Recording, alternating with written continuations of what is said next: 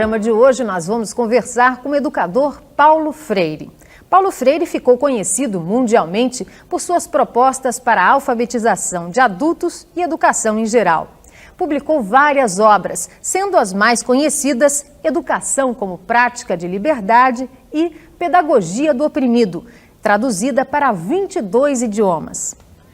Depois do golpe de Estado de 1964, Paulo Freire foi preso como subversivo e viveu muitos anos no exílio. Hoje é doutor honoris causa pelas universidades de Louvain, na Bélgica, Genebra, na Suíça, Michigan, nos Estados Unidos, pela Universidade Livre de Londres, Inglaterra, entre outras. Professor, no Brasil existem mais de 30 milhões de pessoas vivendo em estado de miséria. O que vem primeiro, comida ou educação?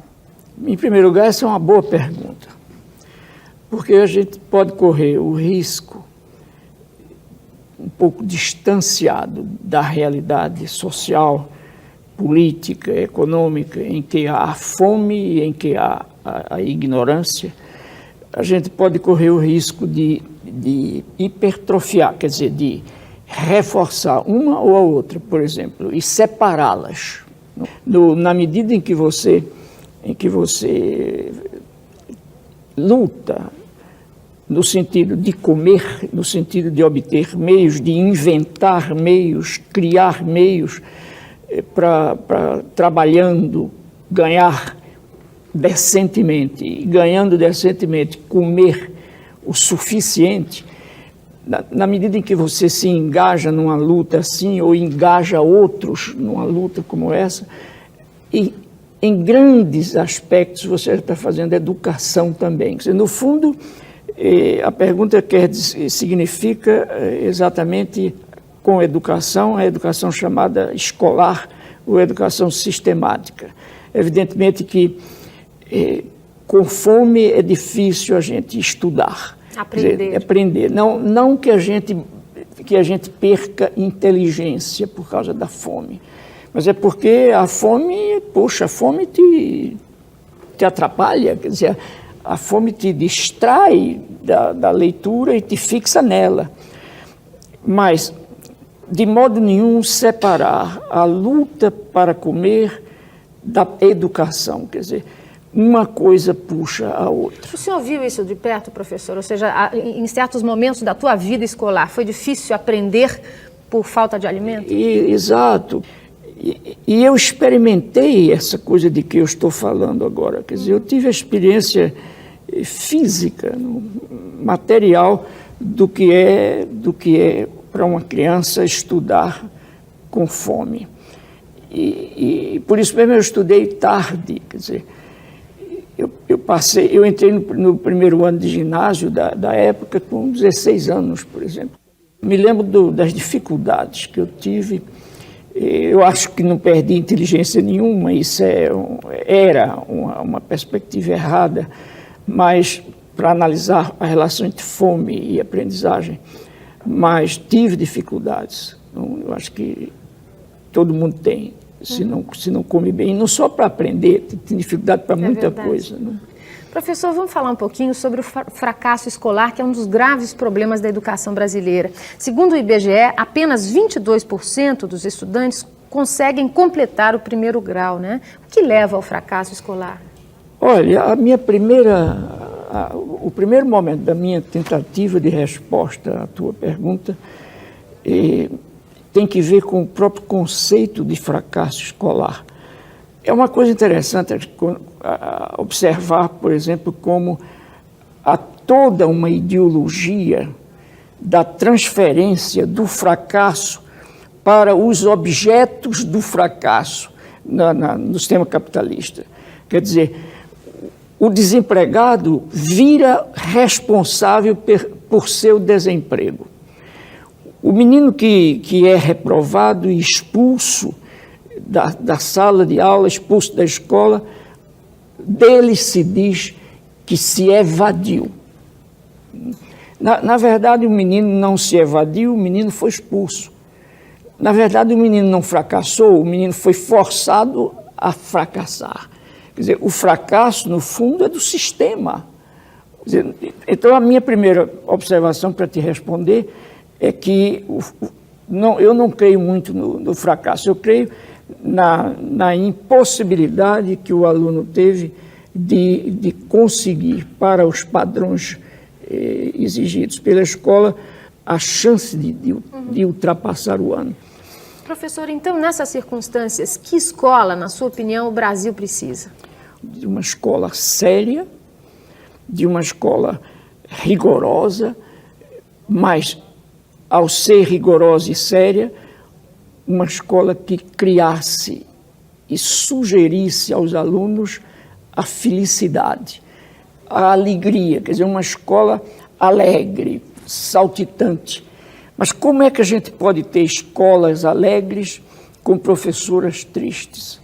Quer dizer, eu não tenho dúvida nenhuma de que no país da gente, com déficits na educação tão alarmantes, é um absurdo que a gente chegue ao fim do século com a quantidade de meninos brasileiros e meninas brasileiras sem ter escolas.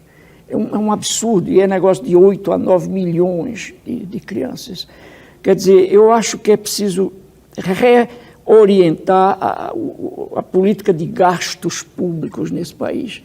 Não é possível que uma professora ganhe ainda o que ganha, enquanto outros profissionais dentro da estrutura burocrática do Estado ganham 10 vezes mais. Quer dizer, essas distâncias salariais me chocam tremendamente no país. Isso vem de anos e anos. Mas isso vem desde que inventaram o Brasil, entende? Quer dizer, é uma sociedade, eu até te diria, sem nenhum medo. Nós estamos em 1993 e somos ainda coloniais. Mas uma coisa é esse discurso que já começa a ficar vazio. A educação é nossa prioridade, a infância é nossa prioridade. Mas prioridade existe quando você expressa a prioridade materialmente. Uma coisa não é prioritária se não tem um orçamento decente para ela. Quer dizer, materialmente não é prioridade no Brasil a escola. Eu contesto que seja. A educação não é prioridade para o Estado brasileiro, porque se fosse, não estávamos como estamos. E que tipo de cidadão essa escola tem formado? Olha, eu acho que essa escola, eu não te diria que tem formado isso ou aquilo, por sem estudos objetivos, mas eu acho que essa escola pode formar rebeldes e pode formar apáticos, pode formar adaptáveis, gente silenciosa ou gente barulhenta. O que ela dificilmente forma é gente crítica. E é o que deveria se formar. Que é o que deveria se formar. É gente crítica, curiosa, gente indagadora, gente atuante, gente participante e gente que gosta de mudar o mundo. O que essa escola está criando ou é gente que puramente se rebela, ou é gente que puramente se ajusta, o que é uma lástima. Professor Paulo Freire, dizem que nós estamos vivendo o fim das utopias. É possível pensar em educação emancipadora sem utopias? Não, eu até te diria o seguinte, eu acho que não é possível existir humanamente sem sonhos, sem utopias, veja bem, nós mulheres e homens somos seres, eu acho que é melhor dizer, viramos seres na história que não prescindem do amanhã. Quer dizer, nós somos seres em busca sempre de um amanhã que, por sua vez, não está ali à espera da gente, mas que é o resultado do que a gente faça pela transformação do presente que a gente vive com a iluminação do ontem que a gente viveu. Ora, se nós somos seres incapazes de abandonar a perspectiva de um amanhã que tem que ser feito por nós, como tirar da nossa experiência histórica o sonho? Olha, eu te digo, não é possível viver sem sonho enquanto projeto, enquanto programa, enquanto curiosidade, enquanto querer ser diferente. É impossível. Eu não acredito. esses discursos que falam na morte, dos sonhos, das utopias, são os mesmos que dizem que a história se acabou. São os mesmos que dizem que as classes sociais sumiram. Puxa, mas basta sair de dentro desse estúdio aqui e até dentro dele para ver que há classes sociais diferentes. Os famintos desse país, em que lugar ficariam? Entendeu? Os trabalhadores desse país. Quer dizer, eu não acredito nisso. Eu acho que nós continuamos com classes sociais, continuamos com luta de interesses ou entre interesses diferentes, antagônicos, e continuamos a precisar do sonho. Eu te digo que eu não viveria sem sonho, nem somente eu, individual, quanto mais enquanto minha prática social. Professor Paulo Freire, nós vamos interromper por alguns instantes essa nossa conversa. No próximo bloco, nós vamos falar sobre o último livro de Paulo Freire, Professora Sim, Tia Não. Nós voltamos já.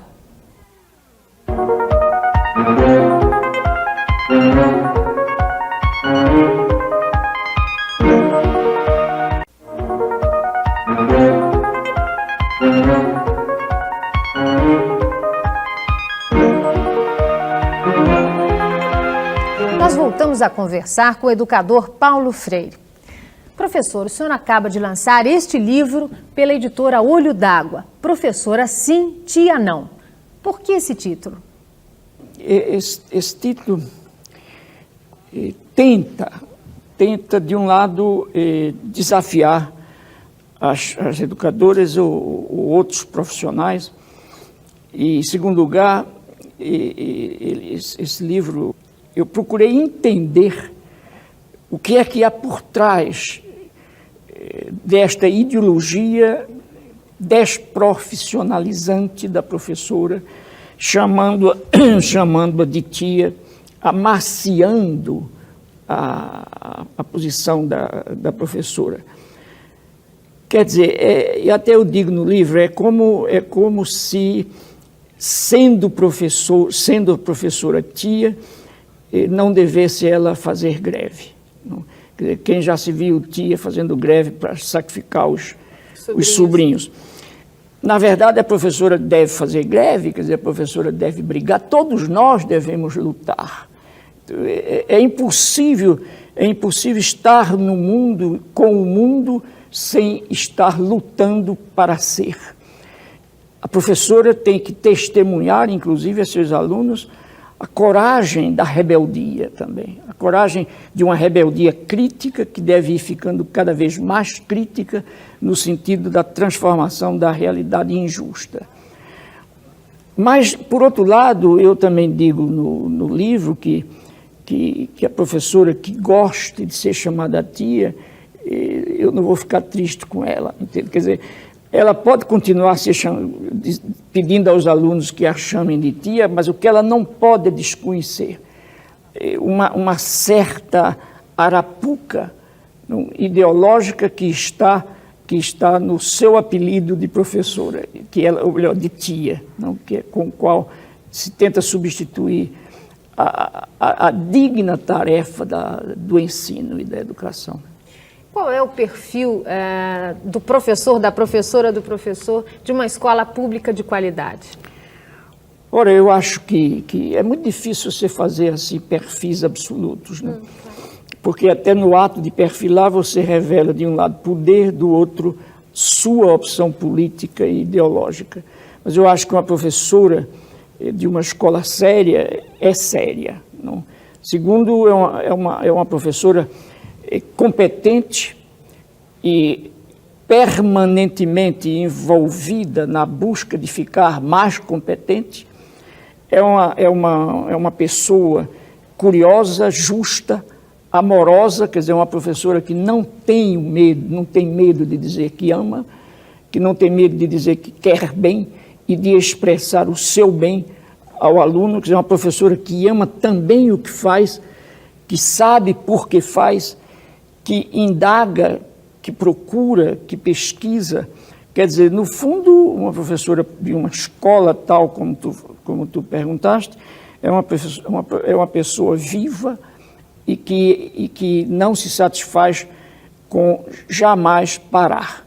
Quer dizer, ela recusa o imobilismo, porque ela sabe que é só no fazer-se permanente que a gente se faz e refaz. Professor, o senhor fala muito sobre a questão do aprender e do ensinar. O que é aprender e o que é ensinar? Olha, eu acho, em primeiro lugar, é impossível compreender um ou o outro a não ser em relação um com o outro. Quer dizer, quando a gente busca compreender os dois na sua relação complementar, dialética, aí então a gente percebe que não há ensinar sem aprender e que não há aprender sem ensinar. Quer dizer, se eu te ensino algo, é porque eu estou ensinando a ti algo que eu aprendi e que eu continuo a aprender ao ensinar-te. E na medida em que tu, aceitando aprender, começas a aprender, tu começas a conhecer o aprendido. Quer dizer, não acho que seja uma coisa fácil para explicar com esse jogo de palavras aqui rapidamente num programa de televisão.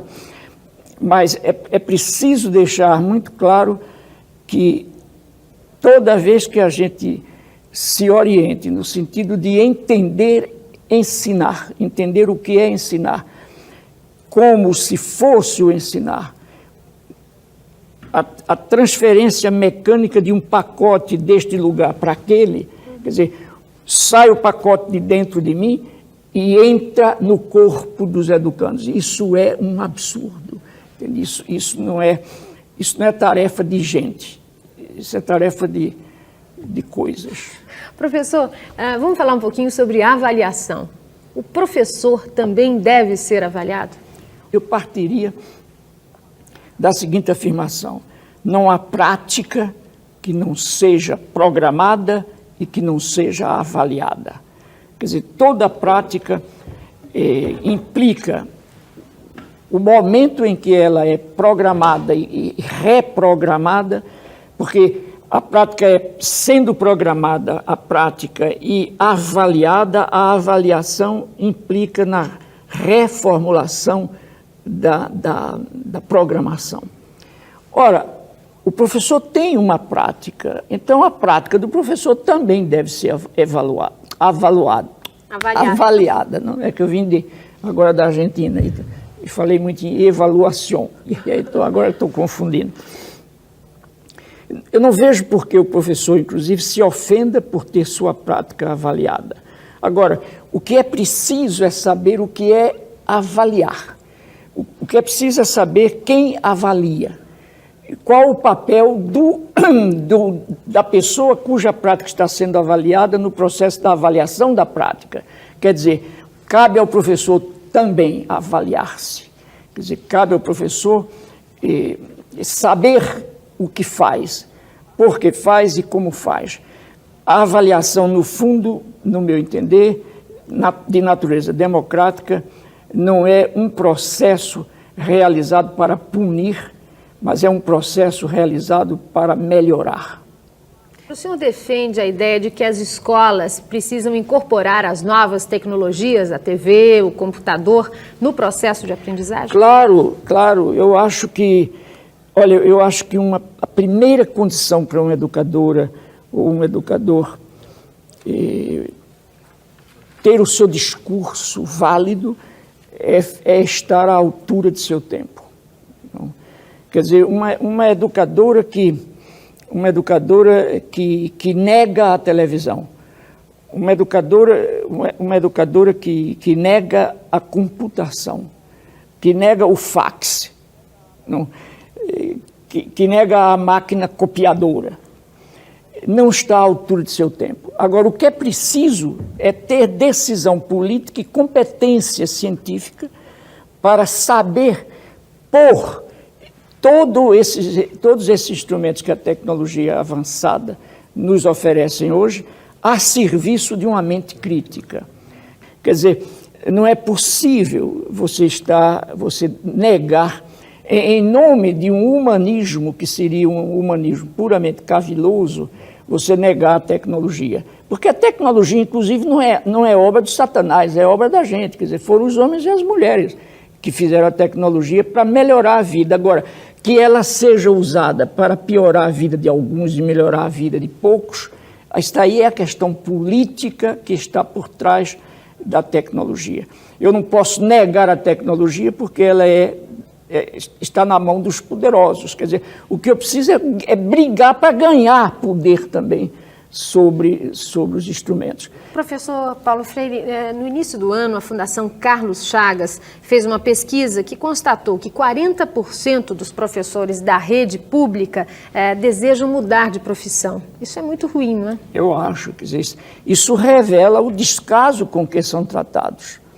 Quer dizer, o poder público, e veja bem, inclusive quando eu digo isso, eu quero deixar claro também o seguinte, que eu não creio que nenhum homem ou nenhuma mulher que assuma o governo, o poder relativo do Estado, do município, do país, em um quatriênio, em um quinquênio, resolva esse problema.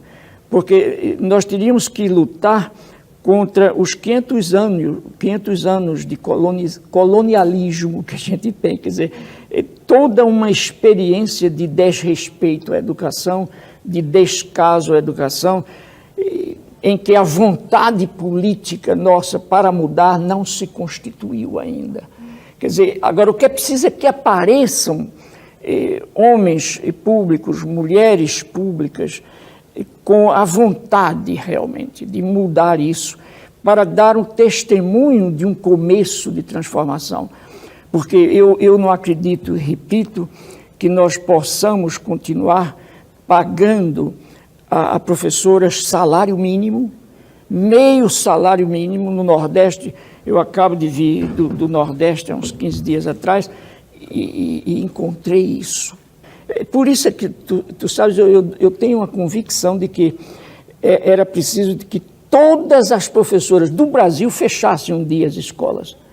Quer dizer, era preciso que todos os educadores e educadoras do Brasil, e não apenas de uma cidade, fizessem uma greve de protesto nacional e falassem para o mundo, proclamassem o direito de sua justa ira, para que os homens públicos começassem a realmente perguntar-se o que é mesmo que significa prioridade, para nunca mais também dizer que a educação é prioritária e não ser prioritária.